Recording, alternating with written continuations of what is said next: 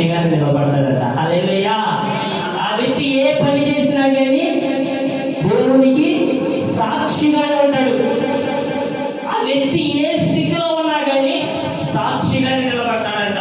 ఆ వ్యక్తి ఎటువంటి బలహీనతలో ఉన్నా కూడా సాక్షిగా నిలబడతాడు. ఎందుకంటే ఆ వ్యక్తి పరిశుద్ధాత్మతో నింపబడినవాడు. మౌనంగా ఉంటాడు ఆ వ్యక్తి. ఎక్కడికి వెళ్ళినా సాక్ష్యం చెబుతూనే ఉంటాడు. ఏమని? ఇదిగో నా దేవుడు నా ప్రాణములకు రక్షణ శృంగమై ఉన్నాడని.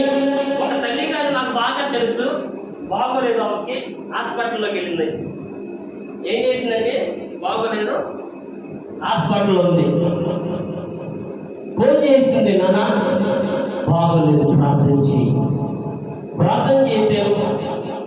నేను ఒకసారి చూద్దామని వెళ్ళాను, ఎట్లా ఉందో ఏంటోనండి బాబు. వెళ్తే అప్పుడు ఆమె పెట్టు చుట్టూతర ఇంచుమించు 10-15 మంది దాకా పేషెంట్లు నిలబడి వచ్చారు. ఏం మాట్లాడుతుందా నేను అట్లాగే చూస్తూ మౌనంగా చూస్తూ ఉన్నాను.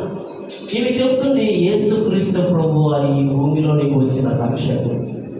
మనందరి పాపాలు పోవాలంటే ఆయన్ని నమ్ముకోండి అని సువార్త చెబుతుంది. పాశ్రముగా ఇలాంటి ఒక విశ్వాసి. ఆమె వెళ్ళిన బలహీనత, రోగముతో వెళ్ళింది హాస్పిటల్కి. ఆ బాధ పడుతుందా అంటే లేదు. అక్కడికి వెళ్ళినా కూడా ఏం చేస్తుంది?